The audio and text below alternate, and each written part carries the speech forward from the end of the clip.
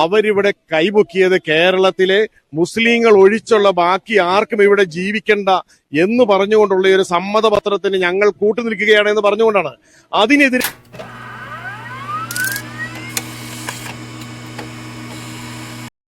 Hi പ്രിയപ്പെട്ട സുഹൃത്തുക്കളെ, നിങ്ങൾക്ക് എല്ലാവർക്കും നമ്മുടെ ഡെയിലി ഡാഷ് മലയാളം ചാനലിന്റെ പുതിയൊരു വീഡിയോയിലേക്ക് സ്വാഗതം. ഗോളാന്തര വാർത്ത എന്ന് പറയുന്ന ഒരു മലയാള സിനിമയുണ്ട്.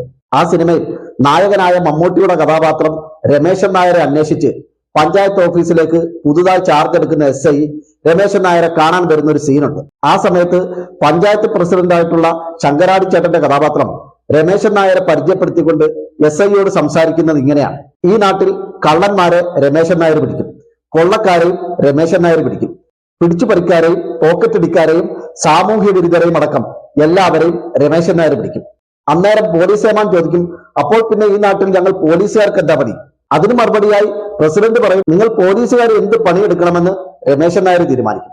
ഞാൻ ഈ കഥാശകലം നിങ്ങളോട് പറഞ്ഞത് എന്തിനാണെന്ന് ചോദിച്ചാൽ, നമ്മുടെ നാട്ടിലെ ഒരു വിഭാഗം മെത്രാന്മാർ എത്തിച്ചേർന്നിരിക്കുന്ന അവസ്ഥയെക്കുറിച്ച് സൂചിപ്പിക്കാൻ വേണ്ടിയിട്ടാണ്.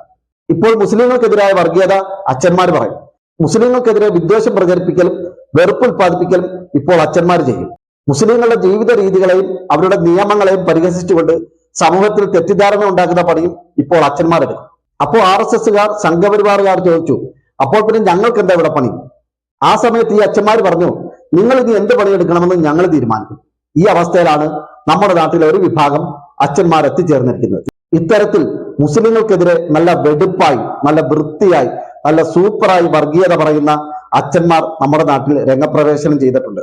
അവരുടെ ഉദ്ദേശം എന്താണെന്നും അതിലൂടെ അവർ ലക്ഷ്യം വെക്കുന്നത് എന്താണെന്നും പല വീഡിയോകളിലും നമ്മൾ മുമ്പ് പറഞ്ഞു വെച്ചിട്ടുണ്ട്.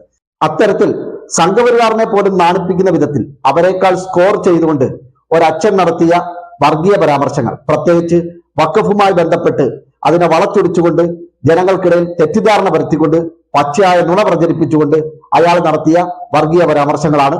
അത് നമുക്കൊന്ന് കണ്ടു നോക്കാം. ഈ കോൺഗ്രസ് ഗവൺമെന്റ് 1995 പതിച്ചു കൊടുത്ത 40-ാം അനുച്ഛേദം അത് തിരുത്തപ്പെടേണ്ടതാണ് എന്ന കാര്യത്തിൽ ദീപികയ്ക്കോ ദീപികയുടെ മാനേജ്മെന്റിനോ കേരളത്തിന്റെ സാമാന്യ ജനനീതി ആഗ്രഹിക്കുന്ന ഒരു പൊതുമനസ്സിനോ സംശയമില്ല.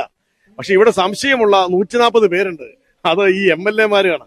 140 MLA-മാരാണ്, ഇടതിന്റെയും വലതിന്റെയും 140 MLA-മാര്. ഈ ഏത് ഭൂമിയും ഒരു മുസ്ലിമിന് വഖഫാണ് എന്ന് തോന്നിയാൽ അവകാശപ്പെടാം എന്ന് പറയുന്ന 40-ാം അനുച്ഛേദം തിരുത്തണം എന്ന് പറയുന്ന മോദി ഗവൺമെന്റിന്റെ വഖഫ് തിരുത്തലിനെതിരെ കൈപൊക്കിയെങ്കിൽ അവരിവിടെ കൈപൊക്കിയത് കേരളത്തിലെ മുസ്ലിങ്ങൾ ഒഴിച്ചുള്ള ബാക്കി ആർക്കും ഇവിടെ ജീവിക്കണ്ട എന്ന് പറഞ്ഞുകൊണ്ടുള്ള ഒരു സമ്മതപത്രത്തിന് ഞങ്ങൾ കൂട്ടുനിൽക്കുകയാണ് എന്ന് പറഞ്ഞുകൊണ്ടാണ്. അതിനെതിരെയാണ് ദീപിക ആദ്യം സംസാരിച്ചത്. ഇതിനൊക്കെ എന്ത് മറുപടിയാണ് പറയുക എന്ന് ആലോചിച്ചപ്പോഴാണ് പെട്ടെന്ന് എനിക്ക് ഒരാളെ ഓർമ്മ വന്നത്. ഇവർക്കെല്ലാം വളരെ കൃത്യമായ മറുപടി അദ്ദേഹം കൊടുത്തിട്ടുണ്ട്. ക്രൈസ്തവ സഹോദരനായ അദ്ദേഹം I2I എന്ന യൂട്യൂബ് ചാനലിന്റെ പ്രതിനിധി കൂടിയാണ്. അദ്ദേഹം കൊടുത്ത വായടപ്പൻ മറുപടി നിങ്ങൾ കൂടി ഒന്ന് കണ്ടു നോക്കൂ.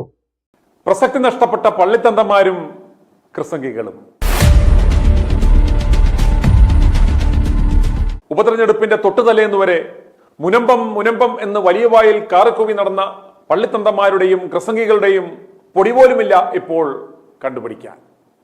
പള്ളിത്തന്തന്മാരെയും ക്രിസംഗികളെയും ചുടിയോറ് വാരിക്കുവാൻ കളത്തിലിറക്കിയ BJP നേതൃത്വവും വളരെയേറെ പ്രതീക്ഷയിലായിരുന്നു ഇത്തവണ. ഇവരെ കൊണ്ട് പാലക്കാട് ഒരു സീറ്റെങ്കിലും തരപ്പെടുത്താം എന്ന് വ്യാമോഹിച്ചു. പക്ഷേ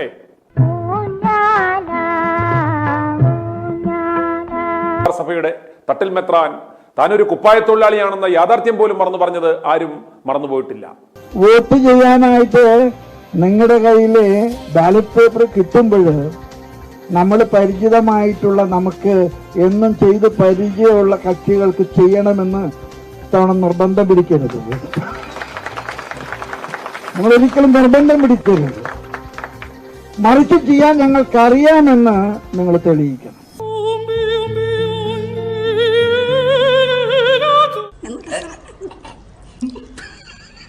നാണമുണ്ടോ തട്ടിൽ മെത്രാനെ തനിക്ക്?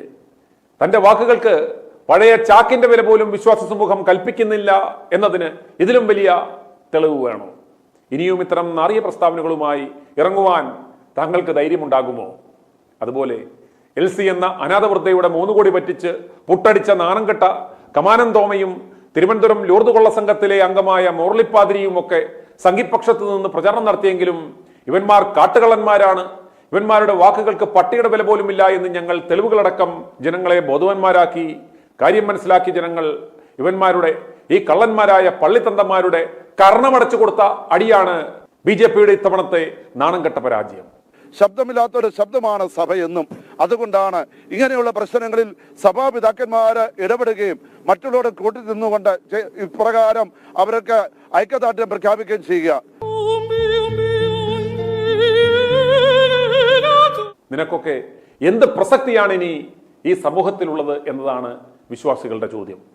ഇത്തരത്തിലുള്ള ചില മിത്രാന്മാരുടെയൊക്കെ പ്രവർത്തനങ്ങൾ കാണുമ്പോൾ ഈ നാട്ടിലെ ബഹുഭൂരിപക്ഷം വരുന്ന മതേതര മതനിരപേക്ഷ മനസ്സുള്ള ജനങ്ങളെക്കാളും വലിയ ആശങ്ക ശരിക്കും പറഞ്ഞാൽ ഇവിടുത്തെ ക്രൈസ്തവ സഹോദരങ്ങൾക്ക് തന്നെയാണ്.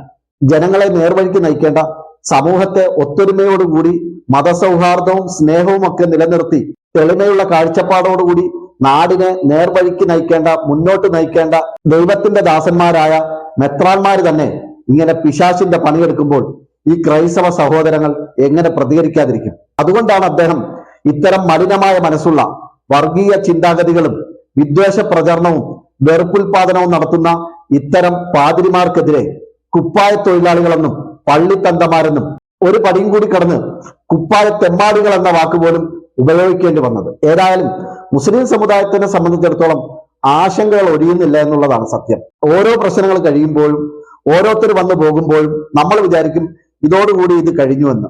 എന്നാൽ പിടിച്ചതിനേക്കാളും വലുതാണ് മാളത്തിൽ ഇരിക്കുന്നത് എന്ന് പറയുന്ന അവസ്ഥയാണ് മുസ്ലിങ്ങളെ സംബന്ധിച്ചിടത്തോളം. അത്തരത്തിൽ ഏറ്റവും പുതിയ സംഭവമായി നമ്മുടെ നാട്ടിൽ വലിയ വാർത്തയായി മാറിയിരിക്കുകയാണ് UP-യിൽ നടന്ന അക്രമങ്ങൾ. ഇനിയും ബാബരി ആവർത്തിക്കപ്പെടുമോ എന്നൊരു ഭയം മുസ്ലിം സമുദായത്തിന് വീണ്ടും വന്നിരിക്കുകയാണ്. ഇങ്ങനെ പല രീതിയിലുള്ള പരീക്ഷണങ്ങളിലൂടെ ഈ സമുദായം കടന്നു പോവുകയാണ്. എന്തൊക്കെയാണെങ്കിലും പ്രശ്നങ്ങളും പ്രതിസന്ധികളും വെല്ലുവിളികളും ഒന്നും മുസ്ലിം സമുദായത്തിന് പുത്തരിയല്ല.